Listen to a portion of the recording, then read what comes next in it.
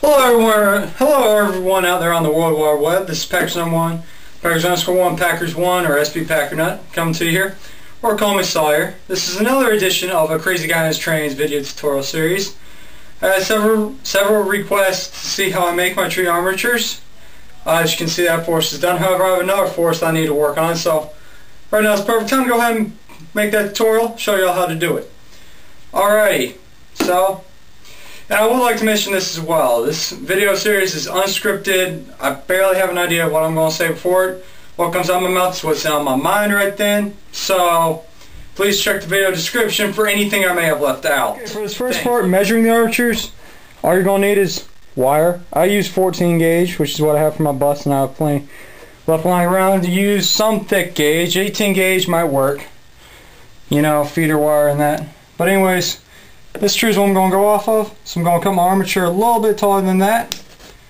Oh yeah, you will need something to cut the armatures too. I'm using X-Acto rail nippers because I just can't, because I'll cut through anything.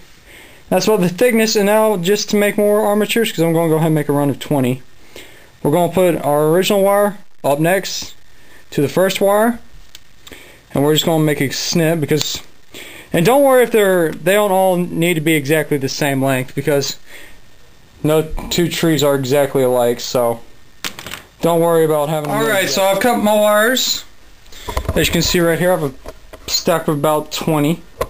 Right now I'm a soldering iron heating up. It's just a little Radio Shack thing. I also have some solder right there. In fact, there's 6040 rosin core solder, 0.032 inch diameter from Radio Shack. That's from Radio Shack as well, like I mentioned.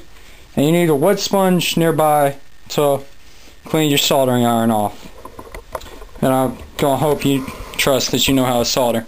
I'd also like to go ahead and give a shout out to a band this time. However, instead of a band for this video, I'm going to give a shout out to an awesome radio station that I found out about a couple weeks ago.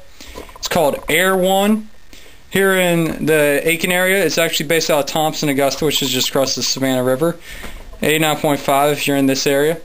If not, check out the video description for a link to their website and try to find a station near you. And if you can't, guess what? They broadcast over the web anywhere in the world. So if you're like, say, a soldier over in Iraq or Afghanistan, by the way, thank you guys so much, guys and gals, so much for what you do.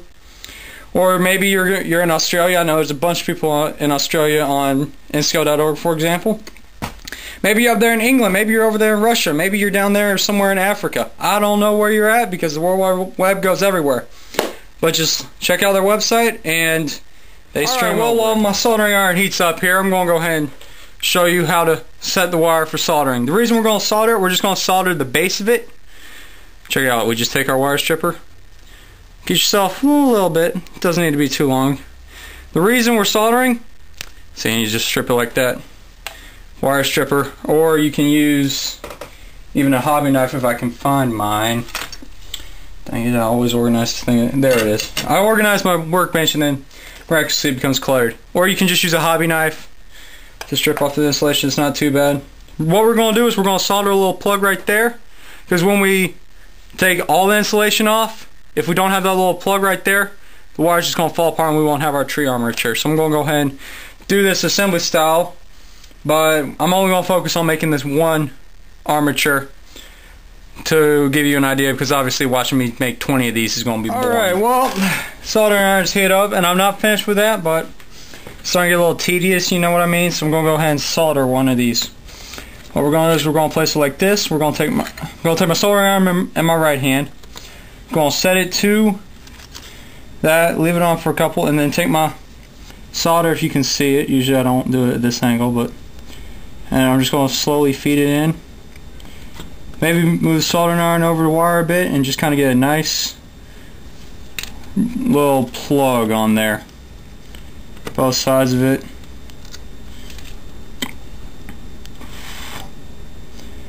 And now as you get to more and more advanced in this, you'll get it hit like that. But anyways, after we solder, we clean our iron off, place it back on its rest. I'm going to let this wire cool off for a bit and do a couple more, and then get back to stripping, and then I'll show you all how to take the insulation completely off one of these. Alright, so now this is cooled off enough. Let's go ahead and take the insulation off. You're going to need a trash can for this part, unless you want to have or whatever you do with spare insulation, maybe you reuse it. I don't know. I haven't found a use for it yet, so I just trash it. But what we're going to do is we're going to take most of this wire and we're going to put it into our wire stripper like so. We're then going to take a pair of pliers. It doesn't have to be needle nose, so I think these are. I'm not 100% sure. But anyways, we're just going to grab it by there, get a firm grip on this, and we're just going to slowly pull the insulation off of here. At least that's the idea. Let's see if I can get firm grip. Yeah. Darn it. It's not supposed to be an Iron Man competition. There we go. Alright, we have most of that off. That's not supposed to happen. Whoops. That should be one for the blooper reel. But anyways, what we're just going to do is we're going to take our... We're going to put the plug back right there. Grip it with the pliers. And just get the rest of the insulation off. You can also just do it in one go if you prefer. But anyways, there's your finished armature right there. Just the wire with a little solder plug. Folks, well, I've finished stripping these off. So now I'm going to show you how to weave them into a forest. First we're going to start off, I'm making a combined deciduous / pine evergreen forest. So, using some Woodland Scenics pre-made trees I've had for pretty much ever. But anyways, let's go ahead and start. Let me move the camera here. Yeah, you can see the mess down there from scenery work. But anyways, what I'm going to do, I'm going to take one of these, stick it into the foam. And now I want to go ahead and cover up this roadway to kind of hide the fact that it ends at the backdrop. So I'm going to just move these wires over, and what happens is the green moss just sits on them, and you can't really tell the green moss is there. Well, you can't really tell there's wires under the green moss. And then we'll just do another one right beside it just to kind of even things out a bit.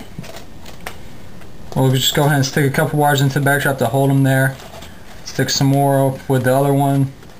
So what we're doing, like I said in the last video, we're making a canopy to hold the green moss, as you can sort of see right here. Our goal is to provide a support network for it. There we go. I'm going to take another pine tree.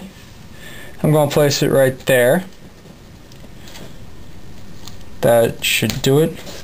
And well, I just continue working like that, and actually I'm going to swap that around because that's a small pine tree and I want one for a house. So we'll just put this big one there in its place and just kind of keep working like that, interweaving pine and deciduous. One last one and then I'll cut this video. Go ahead and finish this up. If there's time after the video, I'll have some after pictures of the completed forest, but you've seen my method to add the foliage, etc. to it. So I hope this was an enjoyable tutorial. Hope you had some fun. Hope you learned some stuff. And any comments, questions, anything, just post it in the comments below the video. If you don't have a YouTube account, you can send me a private message on any forum that I'm a member of, if you're a member of.